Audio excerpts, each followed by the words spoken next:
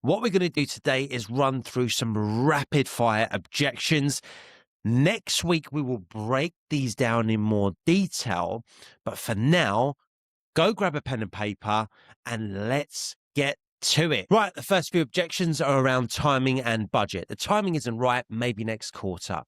No problem at all. I can circle back then, just so we're on the same page though. What's happening next quarter that will make this more relevant than it is today? We don't have the budget allocated for this year. Completely get it. Budget cycles are a reality. Out of curiosity, if we could prove the ROI pays for itself in year, would it be worth shifting priorities? I need to run this by the CFO before we can proceed. Got it? CFO approval is critical. If they were on this call right now, what do you think their biggest concern would be about the business case? We're in a hiring freeze budget cut period. Totally understand. Things are tight everywhere. Since you can't add headcount, is there an appetite to see how automation could pick up the extra slack for you? Guys, by the way, do not forget to like and subscribe, especially if you like this type of content and you're finding it useful. Competition and pricing. Your product is too expensive compared to our current vendor. Totally fair. Look, price only matters though if the outcomes are the same, right? Would you be open to mapping out where the cheaper option is actually costing you in missed opportunities? Can you match or beat our existing vendors' pricing?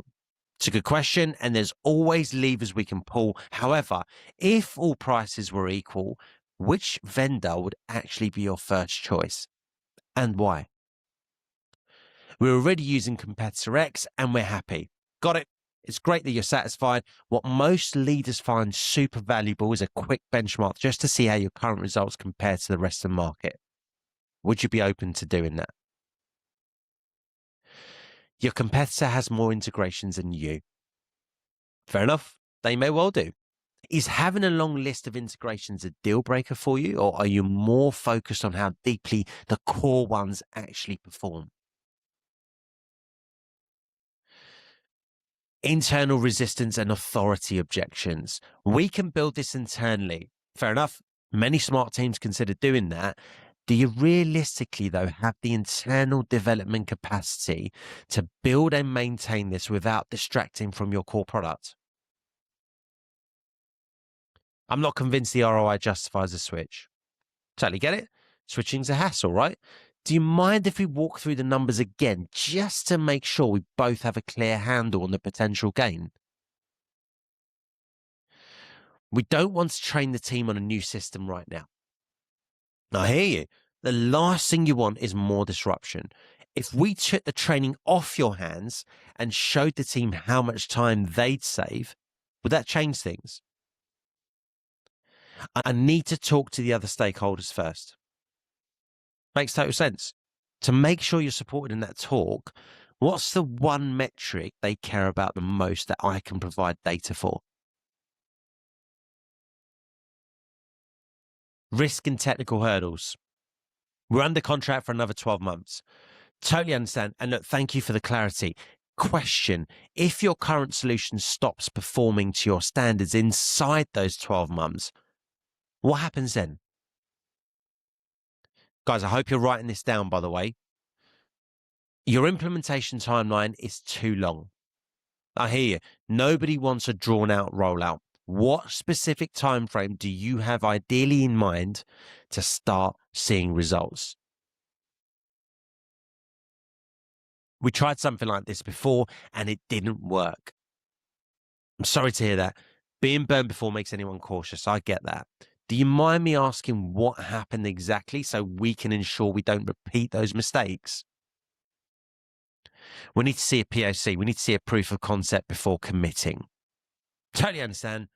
Committing without proof feels risky. What exactly would you need to see during that POC or trial to feel 100% confident of putting pen to paper? Guys, remember, we are going to dig down into these objections next week on next week's episode. So make sure you hit the notification button so you don't miss that. Today, we're going to continue with the rapid fire. You don't have enough customers in our industry. I hear that. And we actually see it as an advantage. Would you rather use the same tool as all of your competitors or have a unique edge that they don't have yet? Legal will never approve this contract as written. Totally fair. Legal's job is to be tough. I get it. Based on your experience with them, which exact points do you think they'd want to redline first? I'm happy with the current results we're getting. That's great to hear. Would you mind walking me through those results so I can understand if there's an even higher ceiling you could be hitting? We have higher priority projects right now. I completely get it. You're spread thin.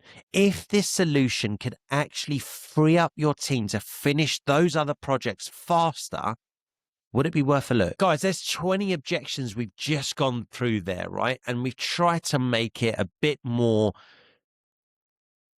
detailed than just your usual not interested and the classic objections. By the way, if you want access to all of those objections, the classic ones plus the more intricate ones, I have an objection handling masterclass. You can find the link in the description. Get your copy now. Do not miss out.